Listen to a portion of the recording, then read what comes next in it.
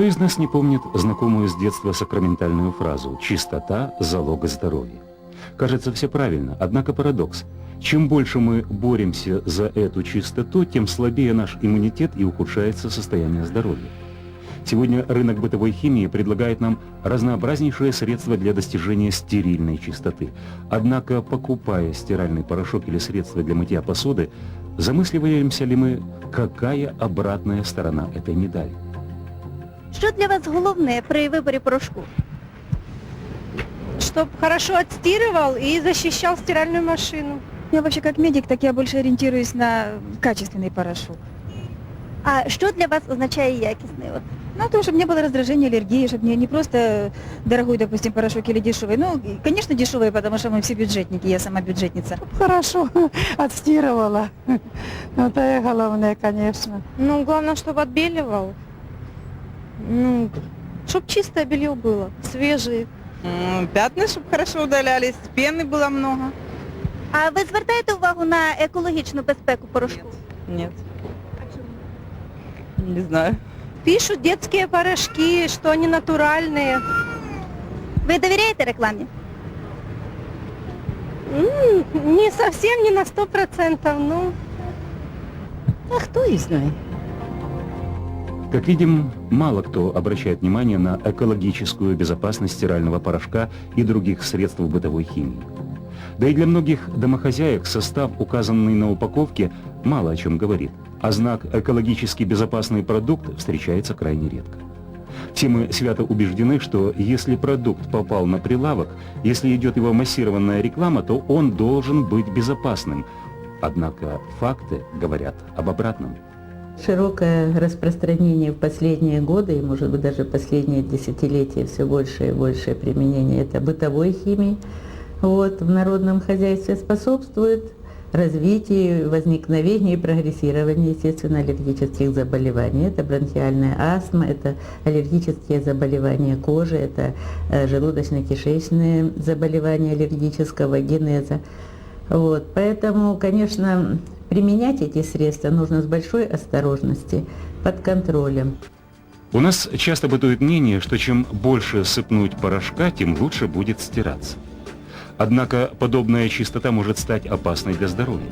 Подавляющее большинство стиральных порошков, которые есть на нашем рынке, имеют в своей основе фосфатные соединения, которые при стирке смягчают воду и улучшают моющее действие порошка, поверхностно-активные вещества, оптические отбеливатели, синтетические ароматизаторы. Между тем, во время стирки все они оседают на ткань и нередко остаются там. Эксперименты, проведенные одним из киевских научно-исследовательских институтов, показали, что для нормального выполаскивания поверхностно-активных веществ и фосфатов, которые содержатся в порошках, допускающих 15-40% фосфатов, нужно 7-9 полосканий. А мы в домашних условиях ограничиваемся в лучшем случае 2-3. В результате эти вещества при контакте с кожей могут вызвать раздражение, аллергические реакции, а то и намного более серьезные последствия. Во-первых, обезжиривает кожу, сушит. Кожа теряет свой естественный иммунитет. Наше тело покрыто изначально кислым хитоном, такой кислой оболочкой. Как только мы эту кислую оболочку снимаем химическими средствами, особенно с детергентами, все, наша кожа остается незащищенной. И тут уже, если у человека есть генетически предрасположенность к развитию аллергии, он 100% ответит. Не було ніяких алергічних реакцій? Не було? У меня нет. У меня сестра есть, действительно. Она вообще порошками не стирает. Было. Руки такое покраснение было. Потом я перестала ним пользоваться. Мне кажется, что он не шкодный. Потому что в другой раз, когда постираешь, так чувствуется на руках какое-то впечатление, наче зуда, что-то такое. И шкода. Лучше мылом. Сегодня Украина входит в первую десятку стран за частотой аллергических заболеваний, и эта динамика неуклонно растет. Это лишь за подтвержденными фактами. А сколько неподтвержденных? Часто ли мы обращаемся к врачам с жалобами на сухость рук или покраснение кожи после стирки? И задумываемся ли мы над тем, что синтетические соединения, попадая в организм, могут в дальнейшем сказаться и на наших детях. Для малышей эта проблема стоит особенно остро.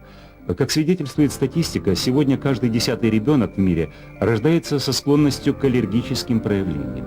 Если к этому прибавить ослабленность иммунитета и общую неблагоприятную экологическую ситуацию в Украине, есть от чего бить тревогу. Детский организм несовершенен, то есть он в процессе формирования. И учитывая то, что в основе аллергических заболеваний лежит сложный иммунологический процесс, то проявления аллергические проявления у ребенка могут быть от минимальных до серьезнейших нарушений, которые требуют реанимационных мероприятий. Это отнюдь не преувеличение.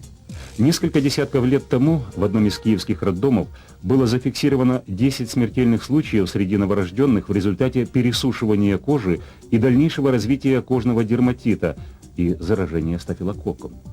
Причина – пеленки, выстиранная порошком, который содержал тогда до 60% фосфата. Поэтому, если ваш малыш капризничает и не может заснуть, обратите внимание на одежду или белье, которые так пахнут после стирки. Может, причина кроется именно в них? Также опасными могут оказаться и средства для мытья посуды. Чем гуще они, тем больше синтетических веществ остается на стенках, а потом с пищей попадает в организм.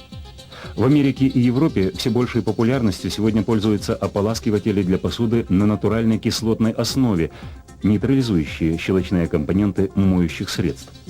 Для нас идеальным ополаскивателем может оказаться раствор лимонной кислоты, но много ли хозяек знают этот рецепт и продолжают кормить детей пищей с синтетическим запахом? Отмечается серьезная тенденция к росту аллергических заболеваний. Это связано с процессами урбанизации, химизации населения, распространением новых химических средств, общим снижением здоровья и нарушением иммунитета общества. Одним из факторов развития аллергических заболеваний являются так называемые триггеры, как я уже говорила, которые могут быть как в виде аэрозолей, так и в виде каких-то частиц, которые содержатся в порошках. То есть это не истинные аллергены, то есть они не несут нагрузку антигена, а это просто раздражающие вещества, на которые очень часто развивается не истинная аллергическая реакция, называется псевдоаллергическая, то есть как раздражитель, как на раздражитель. Это проявляется в виде слезотечения, в виде ринита или насморка и бронхоспазма иногда. Иногда бывают такие ситуации, когда после белья, который употребляется в окружении ребенка и который недостаточно выполоскан после стирки, может развиться контактный дерматит на коже. Стиральные порошки на фосфатной основе не только отрицательно влияют непосредственно на здоровье человека, но и наносят огромный ущерб окружающей среде. Триполифосфат натрия, который составляет основу большинства порошков, имеет способность проходить через самые современные очистительные сооружения и попадать в открытые водоемы. Оседая на дно, он становится удобрением для сине-зеленых водорослей, которые начинают активно размножаться, и вода начинает цвести. Всего 1 грамм триполифосфата натрия стимулирует образование 5-10 килограммов водорослей. А по данным журнала «Бизнес», в 2002 году в Украине было продано 180-220 тысяч тонн стиральных порошков.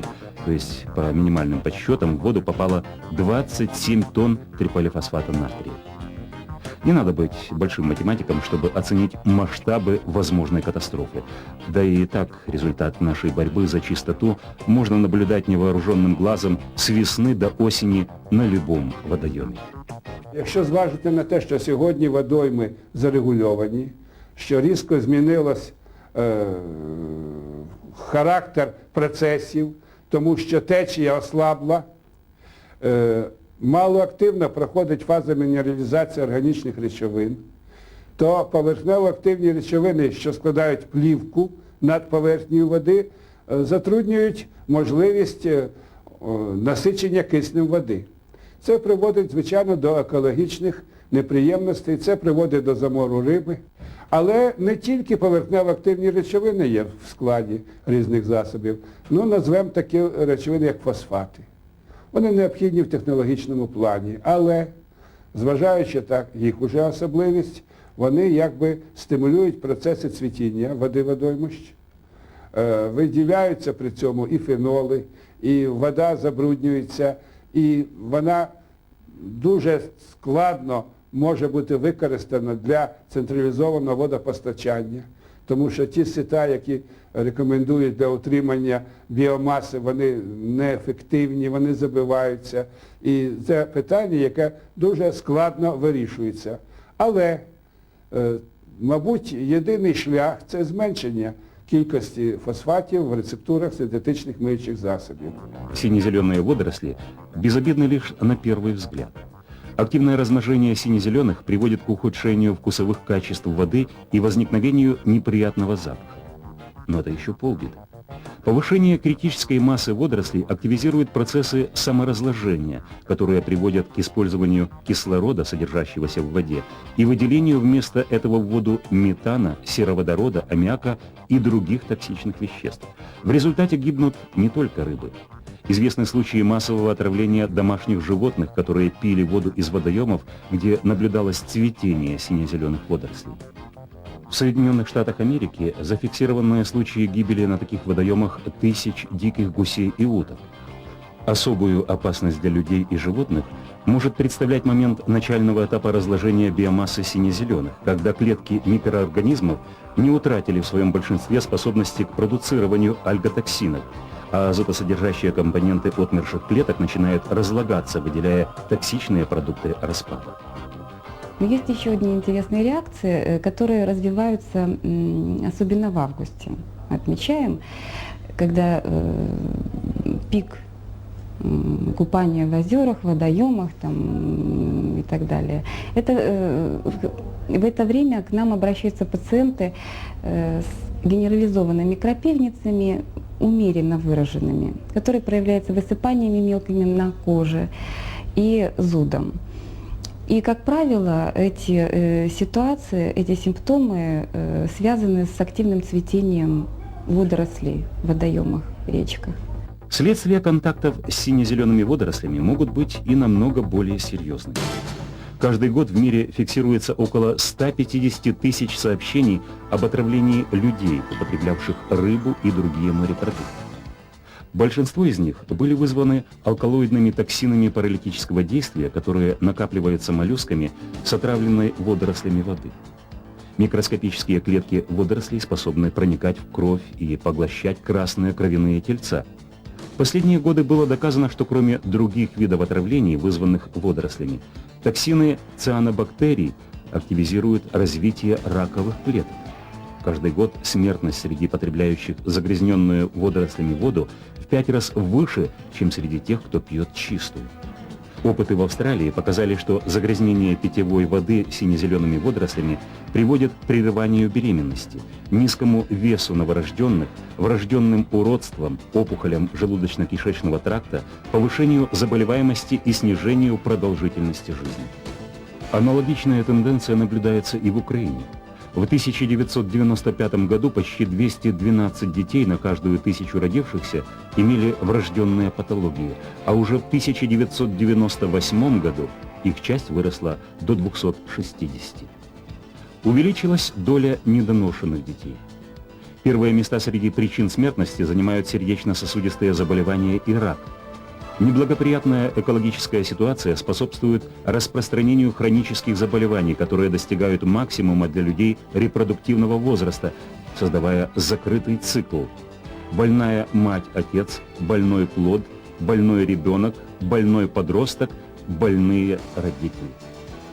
Период цикла 20-25 лет. И с каждым циклом патологическое состояние новорожденных усугубляется. Это означает, что если не будут приняты меры по оздоровлению окружающей среды, возможна тотальная депопуляция, вырождение народа.